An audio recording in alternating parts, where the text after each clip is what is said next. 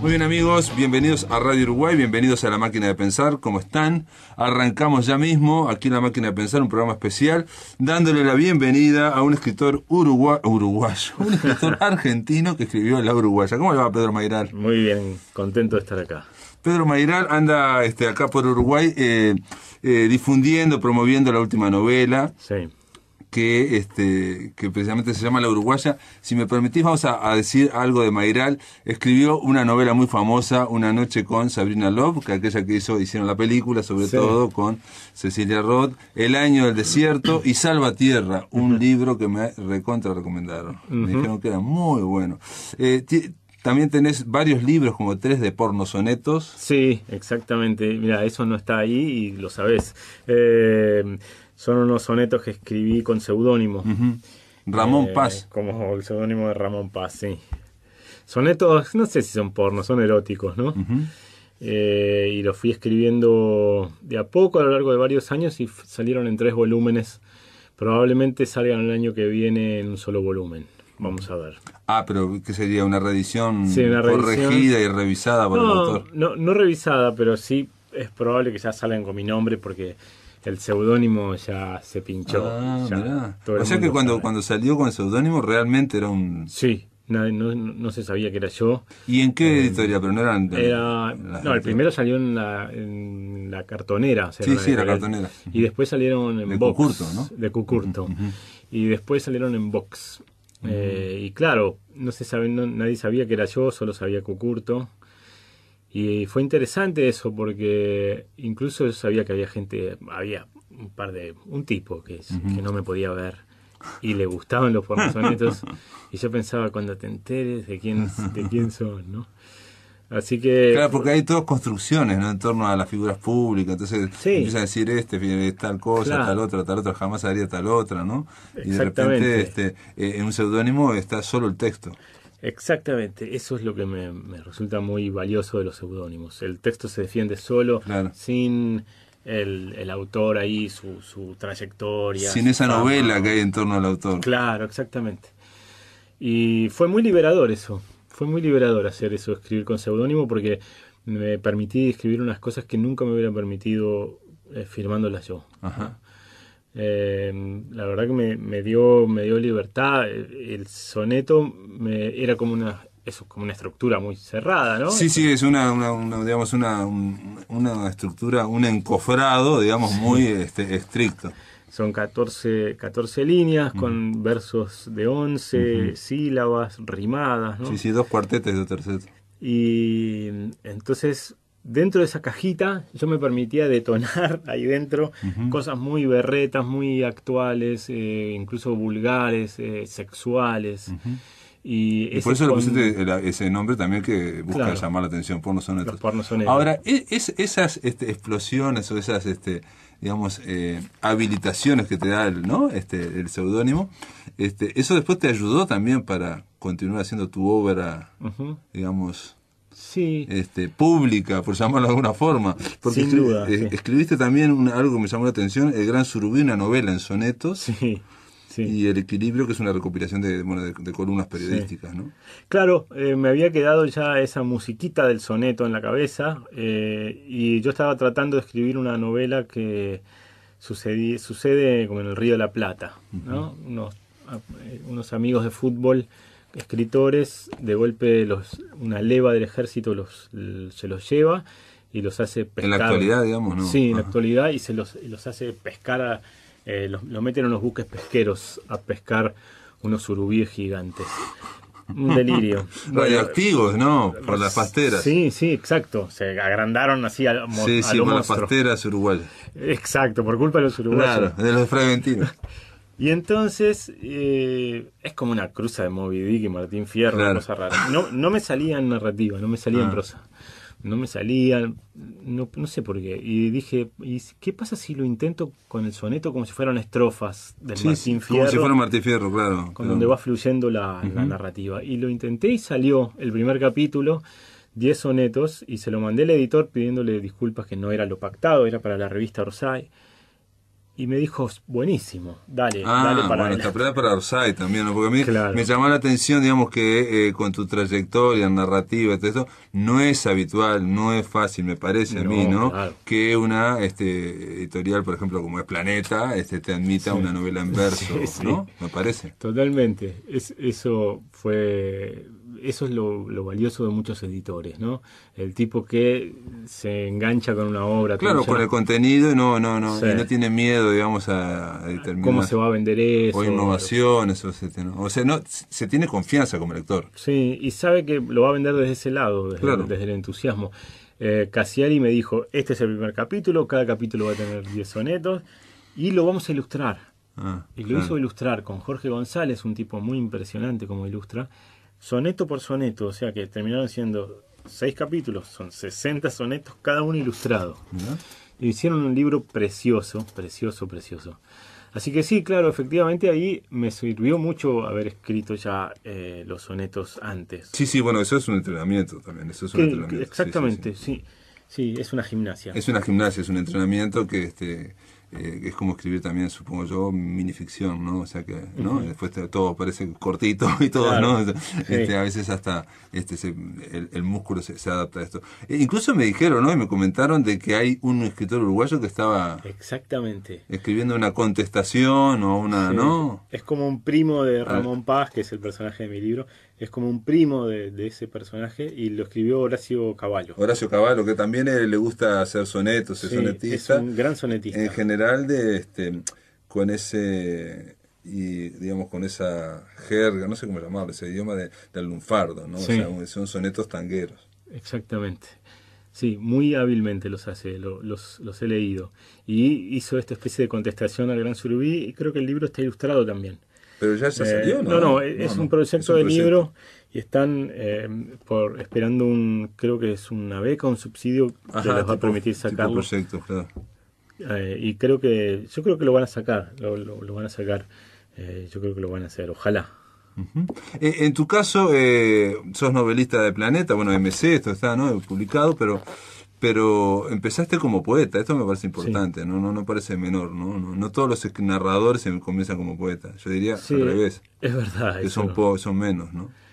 Sí, ¿Sos lector de poesía? Sí, constante, siempre. ¿Continuaste leyendo poesía? Siempre, es donde más cómodo me siento. Un pez en el agua, siempre es en poesía. Y después estiro un poco, me estiro hacia la narrativa con comodidad, pero donde más seguro me siento es en la poesía. Tengo una relación poética con la palabra.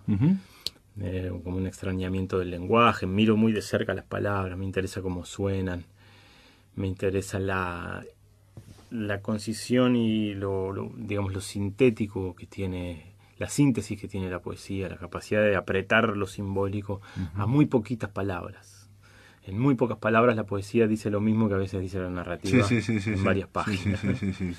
Sí, bueno, digo, apuntan a cosas diferentes, me parece, ¿no? La narrativa es una cosa más como horizontal, de desplazarse, de ir avanzando. Totalmente. Y la poesía es una cosa como más de profundidad o de altitud, no sé, como vertical, ¿no? Es vertical, sí, está bueno pensarlo así. Sí, Alguien me dijo hace poco, digo, porque esto ya se sabe, ¿no? Y lo he leído, pero alguien que no sabe nada de literatura me dijo, dice, con razón, la poesía se escribe tan infinito, dice. Vertical. Sí, es prosa con enter. Claro, es todo. Dice, yo no me había dado cuenta, pero sí, hasta espacialmente, ¿eh? Sí. La verticalidad está espacial. Exactamente, tiene algo sorprendente, yo no me había dado cuenta. Para arriba y para abajo. Sí, mi relación con la palabra es sobre todo poética.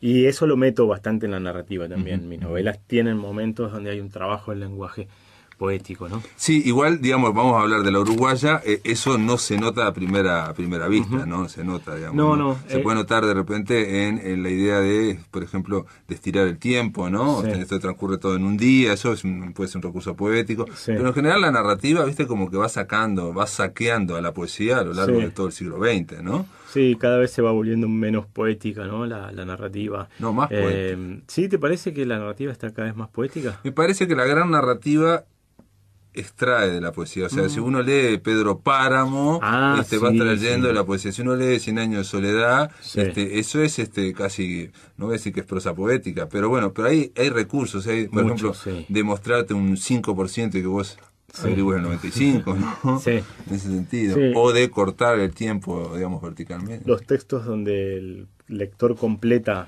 de alguna manera. Claro, o donde te tienen que enganchar mucho, tiene que ser otra cosa que tiene la poesía y que ojalá tuviera la narrativa, yo por lo menos siempre digo, es que es la intensidad. La poesía tiene que ser siempre intensa, cada verso tiene que ser intenso. Claro. La narrativa, incluso las grandes novelas, pueden darse el lujo de una página que no sea tan intensa. Exacto. Y a veces hasta un capítulo que no sea tan intenso. Sí, hay una tensión y relajación en la narrativa que también es necesaria, ¿no? Por ejemplo, Borges casi todo el tiempo es intenso, ¿no? Siempre es intenso, pero son cuentos. Y los cuentos son como la poesía llevada a la narrativa. ¿No? En ningún momento, viste que hay partes del texto de Borges que son transiciones. No hay relleno. Nunca hay relleno. Nunca hay relleno, exactamente. Y bueno, pero le preguntaron una vez, hace poco pasamos una entrevista acá, que le preguntó a alguien que le había grabado y lo que pasamos el audio, ¿no? Y le preguntó esto que seguramente se lo preguntó otra gente también. Borges, ¿por qué nunca una novela? Y dice, es que yo no soy lector de novela, yo soy lector de cuentos. Claro. Yo las novelas, no las termino, dice. Sí, no era lector. Es sorprendente. Le preguntaron si había leído 100 años de soledad y dijo, no, leí 50 con 50. Es sorprendente porque me enteré por otro lado que Onetti dijo una vez algo que podía compaginarse con esa frase célebre, por lo menos yo ya la conocía de Borges. Dijo que que 100 años de soledad, un poco que no le gustaba, no sé qué. Entonces, esta persona que dijo, pero ¿cómo que no te gusta? Sí es fabulosa. Sí, dice, pero en la segunda mitad saca los mismos conejos de la misma galera. Mirá. Es algo parecido, ¿no? Sí, o sea, como parecido, que la primera mitad es... Y yo creo que si uno la lee es posible. Igual para mí es fascinante, ¿no? Es fascinante. Es de los libros que más me ha gustado en el mundo. 100 años de soledad. Sí. Y es verdad que hacia la segunda mitad sigue el mismo vértigo y podría ser un libro, no sé si la mitad, pero podría ser 2/3 del libro y sería genial igual, ¿no? Sí, pero el propio García Márquez en un momento dijo que en las 2/3 de la novela, cuando se muere Aureliano Buendía, él dice necesitaba una columna vertebral, entonces revive a la abuela, Úrsula Iguarán, la revive, y después había tanta niebla que ya le dio para el último tercio, pero el mismo, digamos, acá hay una cuestión, ¿no? Y quizá ese barroquismo y esa cosa desaforada tiene que ver también con esa cantidad de páginas, ¿no? Sí, es una máquina de narrar, y es una máquina de narrar poesía, porque aparte una de las cosas que es en 100 años de soledad, las historias casi que nunca terminan. Cuando está por terminar empieza otra, ¿no? Eso es una cuestión bien poética. Y me gusta que dijeras desaforado, porque yo siempre pensé que García Márquez es un adjetivo que usa mucho, y Borges también. El desaforados, ¿no? O sea, él habla incluso de la llanura desaforada en algún momento, ¿no? En el campo desaforado solo había un toro. Dice cosas así, ¿no? Es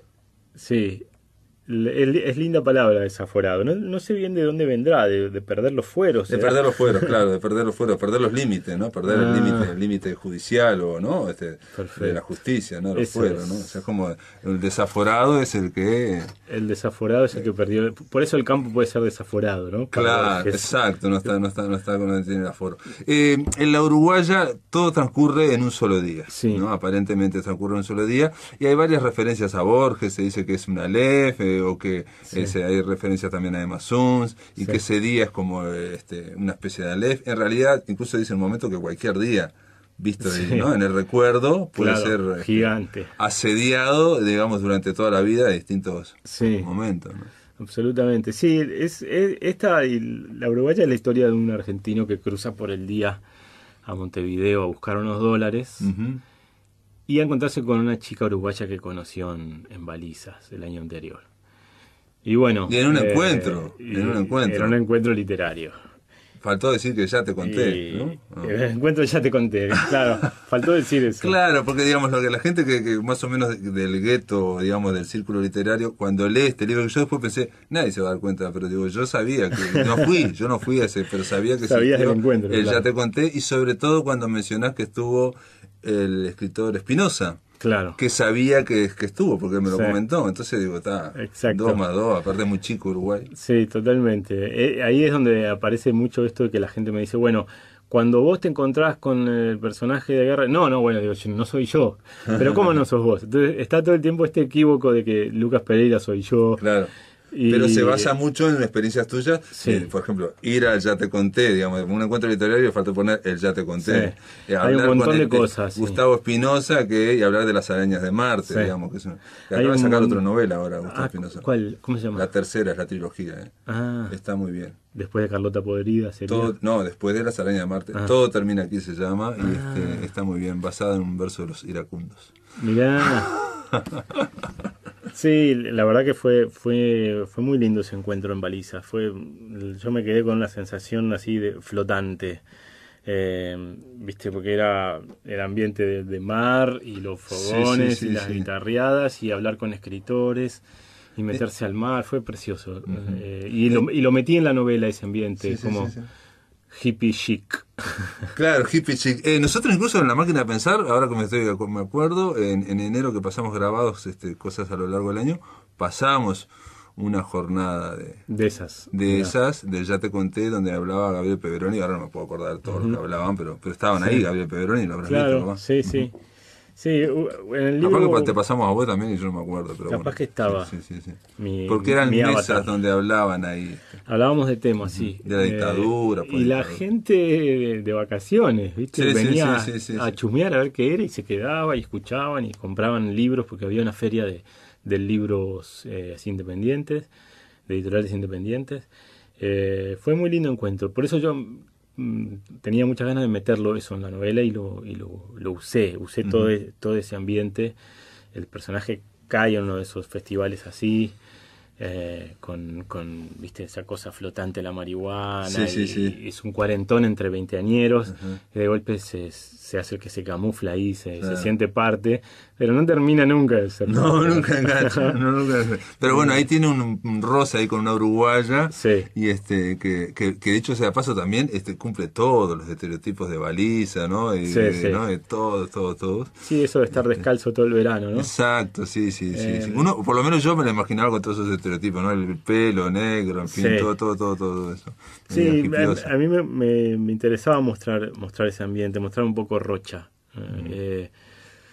Tiene su magia ese lugar, ¿no? Y al personaje de Lucas le queda flotando en el cerebro esa luz, esa chica, ese encuentro, de una manera que le quemó la cabeza muy fuerte. Claro, es un cimbronazo que le hace replantear un poco la vida de él, por lo menos que se vaya en su Buenos vida de Aires. casado. Él está en un matrimonio muy resquebrajado, muy desgastado, y esta sensación de aventura posible volviendo a Uruguay es algo que siente que lo salva, es como una especie de escape muy fuerte a esta dimensión medio paralela o desconocida que es Uruguay para los argentinos, ¿no?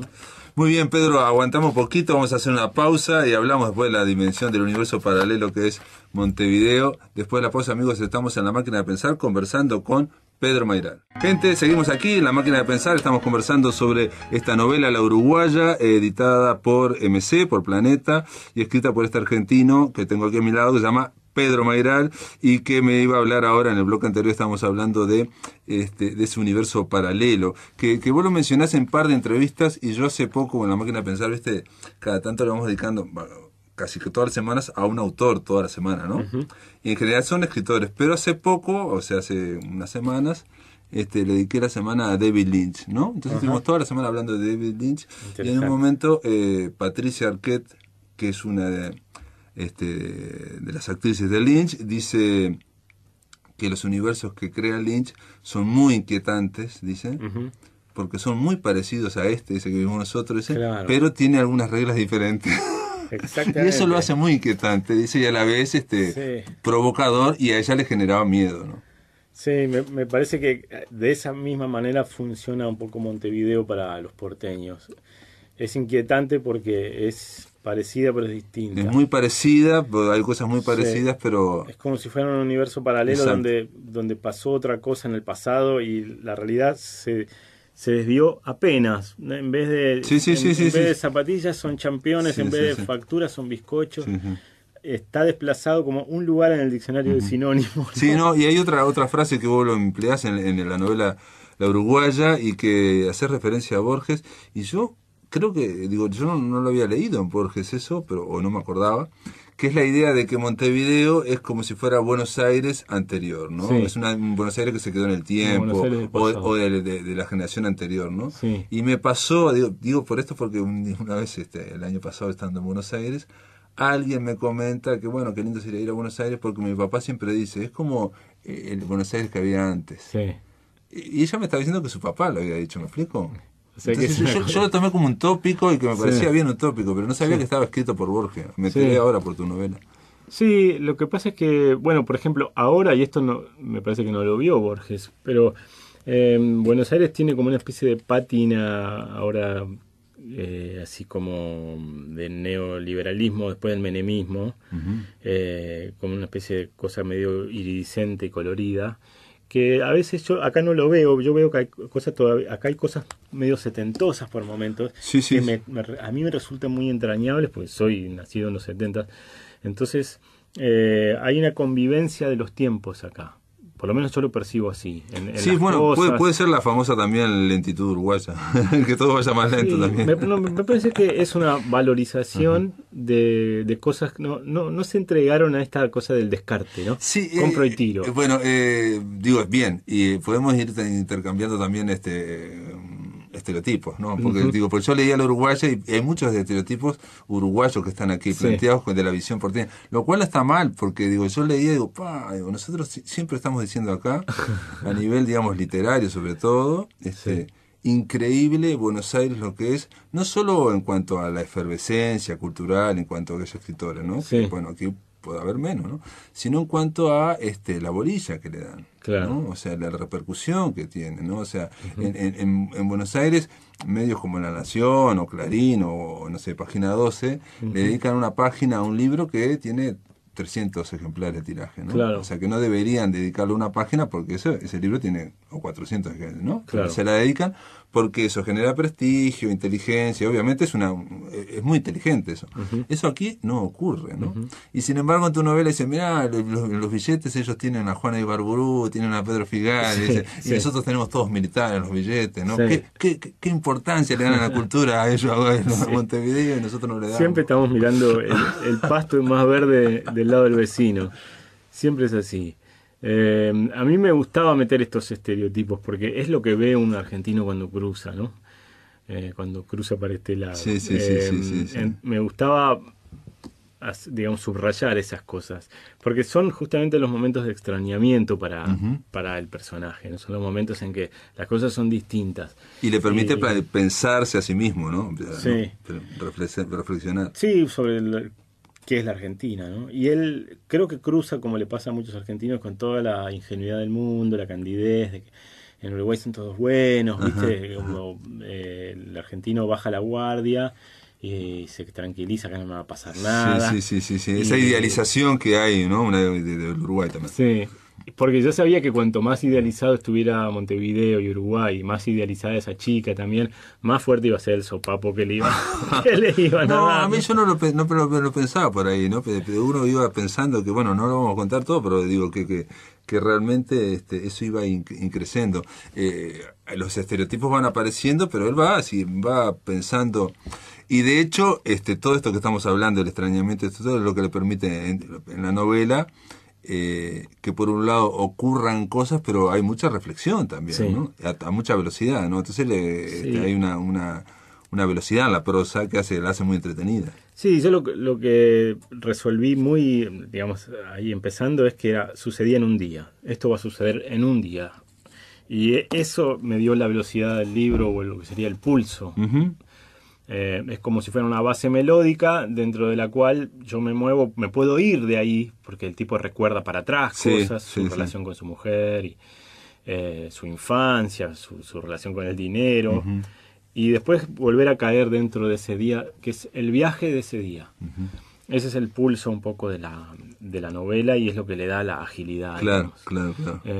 Y hay líneas para todos lados, digo, pero también hay líneas políticas, digamos que ahora hubo un cambio de gobierno, pero en su momento el tema de los dólares, llevar dólares. El cepo cambiario, porque digamos, este hombre viene a Uruguay un día porque la idea es sacar dólares, ¿no?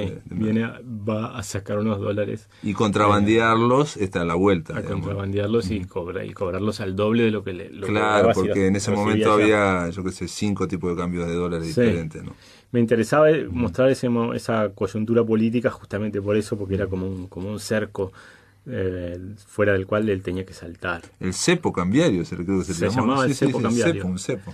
Así que está con el cepo matrimonial y el cepo cambiario. Bien, sí, los dos cepos, exactamente. Y él salta y aparte puede estar en un día, tiene que ir y volver todo en un día, ¿no? El tipo Indiana Jones tiene que hacerlo todo rápidamente en un día. Bueno, y esta uruguaya tampoco, yo creo que es importante, es que no está concretado, está como vislumbrado, pero no se concretó. Claro. Ella, así como Montevideo está hecha de idealizaciones, está hecha de canciones que él que escuchó. Sí, o de Tiranos Temblad también. De Tiranos Temblad, está. De YouTube. Su Montevideo mental está idealizada y es cerebral. Igual ella también está bastante idealizada y cerebral. Se acuerda de algo que le pasó con ella el verano anterior, pero la está imaginando hace un año, ¿no? Entonces va a chocar la uruguaya idealizada, imaginada, que durante un año con la verdadera, ahora que ya cambió, aparte ya está digamos, una historia, digamos, que súper repetitiva, digamos, como que es el trasfondo también de Uruguay, es, digo, para determinados sectores es aquello de te conozco en Barizas y después en Montevideo. No, o sea, el choque, ¿no? O sea, gente, ¿no? Entonces, como las que eran súper liberales en uno caso, de otras son súper... Y chocan así como una, ¿no? Una estructura armada de cemento armado. Es como lo que dicen, ¿viste? Lo que sucede en Las Vegas queda en Las Vegas. Claro, exacto. Se ve que lo que sucede en Rocha queda en Rocha. Exactamente lo mismo, sí. Qué curioso eso. No, mirá, ahora me acordaba, digo, yo viví en Mallorca, ¿no? Y en Mallorca y venían todas las suecas y alemanas y no sé qué, ¿no? Y se liberaban total, ¿no? Y había muchos casos o muchas historias de algunos que se enganchaban y las iban a visitar a Alemania, a Suecia. Grave error. Y chocaban contra un muro de cemento armado, ¿no? O sea, la realidad era terrible, ¿no? Claro. Todos volvían destrozados. Esa era la historia que se contaba, ¿no? Sí, son amores de verano, ¿no? Amores que tienen esa intensidad. Que encima es un cuarentón y encima ella tiene 28 años, digamos, todo eso se va potenciando. Lo agiganta, ¿no? Claro. Y lo de Borges, porque también hablas de Jaime Ross, hay toda una serie de todas las uruguayeses posibles que se van hilvanando, ¿no? Para que no decaiga nunca la novela, ¿no? Él, por ejemplo, hace algo que, no sé si contarlo, pero digamos, hacerse un tatuaje, ¿no? Sí.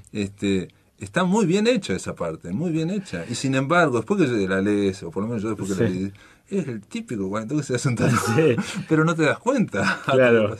Sí, me interesaba que él se quiere como apendejar y en ese momento está muy borracho y medio fumado y entra en esa cosa del tatú y se quiere tatuar algo. Y bueno, me interesaba eso, que este personaje sufre una transformación grande ese día. Casi diría que sufre una revelación, porque un poco se da cuenta de quién es. Y la figura de Guerra funciona como una especie justamente de guerra interna de él. El catalizador. Cataliza una especie de crisis ahí muy grande y hay un personaje que es un amigo, ¿no? Un mentor, una especie, ¿no? Alguien más veterano, que es el que se lo aclara, digamos, ¿no? Le aclara la lección, entre comillas. Le dice la posta. Que le dio la vida, pero digamos, porque no la puede ver con mucha claridad, ¿no? Claro. Pero se la aclara a los porteños, digamos, ¿no? O sea, no... Sin anestesia. No, me refería sin ninguna tipo de formalidad o de ostentación, sino todo lo contrario, ¿no? O sea con una gran, como un amigo, una cuestión muy informal, y dice, mira, te pasó esto y esto, te pasó esto por tal cosa, claro. Sí, y hay una revelación ahí que no vamos a hablar, pero también tiene que ver con, porque este hombre, y no lo dijimos, es escritor. Lucas. Es fundamental. Claro. Este hombre es escritor, y ahí está el tema de los escritores que por un lado si tienen éxito, tienen que estar corriendo Sí. los 100 metros llanos, ¿no? O sea, porque hay que sacar otra novela el año siguiente, en fin, toda esa Claro. historia, los compromisos. Sí, ¿y qué es lo que se paga cuando te pagan eso? Esa es un poco la Claro. pregunta que también hace el libro. Te pagan un libro por anticipado. ¿Qué te están pagando? Que todavía no existe eso. No, porque aparte estamos diciendo que cuando un escritor es exitoso, llega a ese nivel en que le pagan por adelantado. Claro. Que no Y- tiene que esperar el 10% que ve, Claro. que pasa que toda la rueda. O sea. ¿Y cómo se hace para escribir un libro que todavía no existe y que ya te lo pagaron? ¿No? ¿Cómo haces? Por ahí ya te gastaste la plata y el libro todavía no existe. ¿Cómo será escribir una cosa así? Sentir que eso es una serie de conexiones neuronales que están en tu cabeza que todavía no sucedieron, algo que todavía ni te pusiste a imaginar la historia y ya te la pagaron, ¿no? Entonces, eso es un poco la idea que le dice Enzo, ese libro, eso no existe, esa plata no existe. O sea, es una cosa totalmente falsa, vos nunca te lo creíste. Bueno, es virtual, ¿no? Es Es parte de la virtual. virtualidad del mundo que estamos viviendo, todo el, ¿no? Exactamente. Pero digo, una virtualidad financiera en este caso, Sí. ¿no? Pero existía la plata. No, y aparte, digamos, eso no es de ahora, ¿no? Es de toda la vida, ¿no? O sea, el Sí. escritor importante o que está en carrera, está reconocido, está el adelanto, ¿no? El famoso adelanto. Sí. Y el tema es cómo actúa eso, porque eso se plantea en la creación. ¿Cómo actúa, le pregunto yo a Mayral Claro. y no a Lucas en la creación? Mira, yo lo que hago es escribir los libros lo mejor que puedo. Y después no controlo mucho lo que sucede de las tapas para afuera y cómo se vende el libro y demás. Me encanta que me publique una editorial grande y que en el caso ahora del Uruguaya está teniendo como mucha repercusión. Sí, se vende mucho en Argentina, ¿no? Sí. Buenos Aires, digo, como que tuvo éxito. Sí, se está vendiendo mucho el libro. La verdad es que yo le meto la misma pólvora, la misma cantidad de esfuerzo a cada libro. Hay libros que de golpe tienen Sí. mucha repercusión y otros que no. Y Perdóname, pero Sí. yo creo que este representa también, me imaginé por qué podía tener tanto éxito. Digo, igual no hay la causa, ¿no? No se puede encontrar fácilmente. Pero digo, este libro, con toda esta historia que estuvimos hablando, habla de una experiencia personal muy transferible, no intransferible, digamos, ¿no? O sea, probablemente muchos argentinos o muchos que no son argentinos que han venido a Uruguay puedan haberla tenido, ¿me explico? Sí, sí, me parece que genera muy identificación. Exacto, eso, ¿no? como una experiencia común y no Y es bravo no, hacer, y es no- bravo digo hacer como una novela con una Sí. experiencia común. Claro, claro, porque está todo dicho.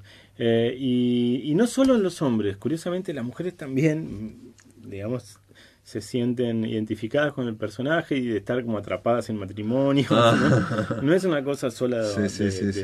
de los hombres. Hay mujeres, un montón de mujeres que también, digamos, sienten esa especie de necesidad de aventura Sí, y sí, de sí. rajarse un De un día, paréntesis. ¿no? Exactamente. Eso es lo que es la novela, es un paréntesis. Es un paréntesis, pero es un paréntesis casi mental. Sí, No, pero sí. está bárbaro, es un viaje. Toda novela es un viaje, esta también es un viaje de un día que dura. Pero te corté y me estabas hablando de lo que es crear, yo te decía de lo que es crear cuando te pagan el anticipo. Sí. Me ha pasado muy pocas veces que me paguen un libro antes. Ajá. De hecho, no sé si me pasó. En general son libros que ya existen, que Porque ya tengo... eso no es una presión, digamos, eso es obvio que es una presión. Sí, claro. Ahí claro. hay como, por lo menos un plazo, aunque Sí. sea... A mí las presiones externas, la verdad que no me estimulan para nada. Para nada. Y en general a casi nadie, ¿no? Incluso me amordazan mucho. Las veces que he tenido presiones externas hago lo posible para liberarme y digo, bueno, no me paguen eso todavía. Y no me funcionan. Tienen que ser impulsos muy fuertes internos para sentarme a escribir porque soy bastante vago y tengo que tener muchas ganas yo de Internas, hacerlo. pero Sí. digo, una cosa es sentarse a escribir y el impulso, pero después a veces para terminarlo es bueno tener un plazo, ¿no? Sí, para exacto, corregirlo, para la exacto. corrección, toda esa historia, Sí. ¿no? O sea, es bueno tener un plazo. Eso es lo bueno del periodismo. A mí me ha servido mucho el periodismo para eso, poner el plazo semanal de entrega. Ujú. Tenés que entregar la columna. No hay más demora. O sea, no podés seguir dando vueltas. Tenés que sentarte a hacerlo. Eso siempre me ha venido muy bien para trabajar, para, digamos, un sentir que me está por el editor por tocarme el timbre. ¿Dónde está la columna? Y también para sacarme de mis temas así más recurrentes. El periodismo me ha hecho escribir sobre cosas que nunca Claro. pensé que iba a Ah, escribir. mirá. ¿Me esperás un momento? Sí. Vamos a hacer una pausa, amigos. Estamos en la máquina de pensar. Continuamos después de la pausa aquí con Pedro Mairal. A la sombra aguda de un ciprés, mi lebrel duerme como flecha en una aljaba. Cierra dulcemente la puerta y ven a acariciarlo. Tu mano hará que en su sueño pase la frescura de un arroyo del Líbano.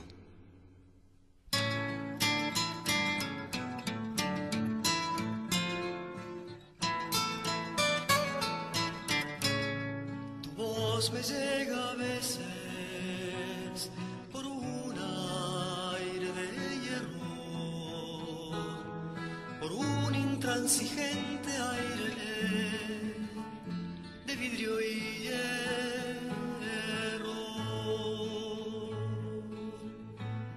Y pienso en el poema del hombre del desierto, la mano de la amada posada sobre el perro y un río de frescura desataba en su sueño.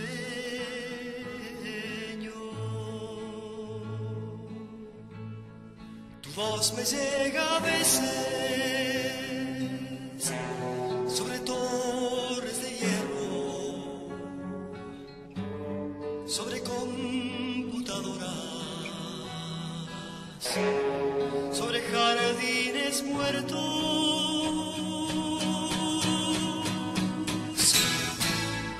Vos besa mi frente, te arruga misterio,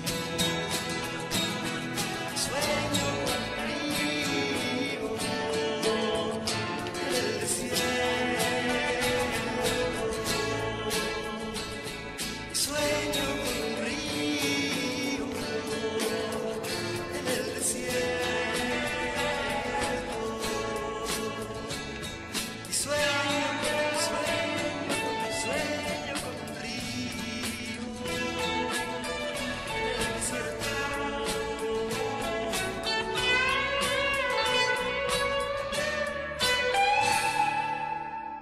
Gente, seguimos conversando. Estamos hablando sobre la uruguaya y en realidad estamos hablando sobre la literatura y sobre el periodismo en Pedro Mairal. Pedro, me decías que en tu caso el obligarte a esa columna semanal te ha hecho escribir sobre muchas cosas que no pensabas que iban a... Sí. Por ejemplo, Por ejemplo, artículos que escribí para revistas latinoamericanas, ¿no? Una vez me pidieron que me suba a un camión y acompañe durante unos días a un camionero por la Argentina. o sea que no son columnas de opinión, Había unas que hacían perfil que eran sí, como de opinión, pero estas son como artículos, crónicas. Digamos, Ajá, ¿no? crónicas. Y eso, yo nunca me hubiera subido a un camión claro. así tantos días con un tipo que llevaba una mercadería por el país. Fue interesante eso, ¿no? Entonces, el periodismo lo que hace a veces es sacarte de tu zona cómoda. Claro. Y te violenta un poco, Exacto. te Sí. lleva hacia unos lugares que te obligan a pensar, a ver qué opinás sobre eso, porque la verdad es que no sabemos qué opinamos sobre muchas cosas porque nunca nos pusimos a escribir sobre eso. No, pero aparte digo, eso también es salirte de la zona de confort, puede hacer que se conecte con cosas tuyas interiores de otros tiempos, ¿no? También, ¿no? O sea, Sí. removerte cosas, digamos, ¿no? O sea, uno empieza a hablar de un camión de bananas y de repente aparece otras cosas, digamos, ¿no? Sí, totalmente. Ahora, entonces, porque viste que en Argentina recién ahora, a diferencia de Chile, por ejemplo, está tomando como un auge la crónica. Sí. Y todo esto se enmarca en algo que me parece a mí que es una especie de crisis de ficción, ¿no? O sea, lo que haces vos en la uruguaya, que es, yo no soy Pedro Mairal, Lucas no es Pedro Mairal, lo decimos una y otra vez, pero es evidente que hay una experiencia humana atrás. Sí, hay Muy una superposición. Superposición Sí. muy clara. Hay otros escritores en Francia que te dicen, por ejemplo, yo no escribo novelas, escribo cosas de no ficción. Y están escribiendo una novela, pero y ponen su nombre, o sea, Sí. el que se llame Mairal pone su nombre Mairal y se Claro. trata, sabiendo que... Y ahí hay que atreverse a decir todas las cosas que uno, ¿no? Supuestamente hace o dice, no sé Claro. qué, ¿no? Sí, la ficción está como en crisis. Entonces, ¿no? como que esas complejidades, esas capas, ¿no? De ficción, no ficción, Mayral, Lucas, pero arriba está Mayral. Es un histeriqueo que tiene que ver con agregarle pimienta al pacto de lectura, ¿no? Exacto, como, bueno, sí, yo creo que eso sí. Me muestra un poquito, pero me escondo. Javier Cercas también lo hace en España, digamos, se está haciendo, ¿no? Me muestra un poquito y me oculta un poquito. Es como autoficción, se le ha llamado ahora, pero o combinada. Porque hay un morbo, me parece, muy legítimo en el lector. Y combinada con la crónica también. Sí. Me parece que hay un morbo legítimo en uno como lector, en todos los lectores, en estar como leyendo y diciendo, esto le pasó. Esto pareciera que le pasó. Sí, de acuerdo. Y uno como lector inventa al autor, ¿no? A mí me gusta recordar que una amiga de mi mamá tenía la foto de Albert Camus arriba de la mesa de luz, ¿no? Estaba enamorada de Camus. Ajá. Y seguramente el Camus de ella no era el mismo que el mío. Es decir, ella se había inventado un Camus, lo había hecho de alguna manera. Y uno creo que inventa al autor. Eso ¿no? creo que también ocurre con los personajes, con los actores también. Y bueno, o cuando la gente se identifica con Susana y pobre Susana le pasó tal cosa. Hay mucha proyección. Hay proyección. Entonces, jugar con eso me parece también legítimo. Uno como autor, también el lector sabe algunas cositas de tu biografía. Entonces vos te usás como personaje un poco, medio corrido de lugar, ¿no? Pero aquí lo que me parece que yo no te conozco, nunca te había visto, pero me da la sensación cuando yo lo leía de que el personaje hablaba como hablas vos. Sí, totalmente. Salvo en algunas cosas que parecían un poco exageradas, puestas a propósito, me parece como un poco brutas o un poco evidentes, además, ¿no? Digamos. Sí. Pero... Sí, hay un tono que yo adquirí o aprendí escribiendo en blogs, ¿no? Un tono como menos literario, más coloquial. Y después hay un tono muy íntimo que aprendí haciendo las columnas estas de cosas así bastante personales, ¿no? Se sumaron esas dos cosas, un tono íntimo y un tono coloquial. Y es un poco el tono del libro en general. Y es lo que le da, digamos, esa cuestión de como confesional, de que él en realidad se está confesando, está conversando con su esposa o su ex esposa, pero bueno, de última toda la novela está construida en torno al tú, ¿no? O sea, al vos, ¿no? Le está hablando a una segunda persona que, digo, también puede ser el lector, digamos, ¿no? O sea, como que se te está recibiendo esa confesión. Hay algo que, digo, yo sé que no tiene sentido preguntarle a un autor, a un novelista, pero bueno, te lo pregunto igual. Porque hay cosas que uno deposita en la novela, ¿no? Y que no, y me llamó la atención, ahora venía en el ómnibus, la venía releyendo de nuevo, digo, ¿y esto? Y me saltó así como, ¿no? Las primeras 15 páginas él habla con y rememora sobre su ex o sobre su esposa, ¿no? Cómo tenían relaciones sexuales, ¿no? Entonces, donde ella estaba contra un aparador y te tiraba algunas cosas, algunos objetos. Y a mí me llamó la atención y busqué, y al final él habla de lo mismo, pero con una profesora de yoga. Claro. Que hace exactamente, a ella le gusta tirar unos retratitos que encima le gusta traer contra un... El terremoto sexual, ¿no? Donde caen objetos y todo el suelo. Sí, pero en las dos en la misma pose, haciendo lo mismo. Claro. Y claro, yo pensé, él ahí hay el narcisismo, ¿no? De los hombres, que puede ser que ella le gusta que haga esto y bueno y con no, y en realidad que lo único que le gustaba era él. Era él. Exactamente. Está muy bien observado eso, Pablo. Pero ¿por qué? Digo, eso es como una duplicación. Aparte lo pones al principio y al final. Mira, lo que él está siempre añorando es esta cosa de mirá cómo teníamos relaciones parados, ¿no? Y después las parejas se tumban y van... de vertical van siendo cada vez más horizontal. Pasan de la poesía a la prosa. Exacto, cada vez menos poética, cada vez más prosaica. Y sí, se van como haciendo solamente la pose misionera de frente. Sí, se va como burocratizando. Se va como volviendo un incesto las parejas, ¿no? Se va volviendo prosaico, va aprendiendo la poesía. Exacto. Y el riesgo. Y entonces él rememora esos tiempos con su mujer y después le cuenta cómo está volviendo a hacer eso con su amante, la profesora de yoga, ¿no? Supongo que es eso, no lo había pensado así. Pero lo hiciste conscientemente, digamos. Vos sabés que no había pensado esa verticalidad al principio y al final. Duplicidad, es una duplicidad casi en espejo, porque aparte están los 15 páginas y debe estar en las últimas 10, porque aparte lo busqué y bueno. Está muy bien observado eso. Es parte de esta especie de juego cíclico que tiene la novela. Empieza y termina en el mismo día. Tiene algo de ida y vuelta, ¿no? Sí, sí, sí, no, y decir la verdad, hay cosas que se te escapan. Absolutamente, sí. Por suerte. Se escapan. Por suerte no controlo todo. Escapan del plan y claro, y se van comunicando a través de la novela. En realidad uno escribe lo que puede, ¿no? Sí. Y ¿no? Y Son después sale lo que sale, digamos. Es un sueño más o menos dirigido, Claro, pero que también tiene su vida propia. Por algo aparecen esas dos cosas al principio y al final. Bueno, pero ahí está también digamos, el oficio, o, digamos, o el arte. En confiar en eso y permitirlo, ¿no? Claro. Y no tratar de apegarse a un controlar plan todo. o algo así, digamos, ¿no? Sí, eso es algo que me interesa mucho, control y no control, ¿no? Sí, son las dos fuerzas. Y son las dos de todo arte, tiene esa dialéctica. Controlás una parte y después hay una parte que no es controlada y que hay que permitir que suceda. Pero aparte que esa parte no controlada generalmente es la que tiene más fuerza. Exactamente. Eso es bien, pero por lo pensás porque es un pensamiento bien poético, porque en general, y eso es una cosa que me molestaba durante mucho tiempo, sobre todo en los 90 me parece, estaba esa idea de los novelistas que, bueno, ellos hacen, ¿no? Desarrollan estrategias con fichas, ¿no? Con no sé qué recursos, toda una cosa. Todo era una cuestión, ¿no? Como lo hacía, no sé, Balzac, supuestamente. Y me parece que era una fantasía eso, ¿no? O a veces daba bodrios muy importantes. Claro. ¿No? Totalmente. Sí, a mí me interesa la parte accidental en la creación, ¿no? Viste, los pintores hablan de cuando se les cae una mancha de pintura y en el cuadro y de golpe esa mancha involuntaria mejora el cuadro. Me acuerdo cuando hice el guión de la película La Ventana con Sorín, donde actuaba Taco Larreta. Taco Larreta en un momento, durante el rodaje, perdió plata. Perdió, no sé, 300 pesos argentinos. Y hizo dijo, se perdió plata. Y Sorín tuvo el buen tino de meter eso dentro de la película.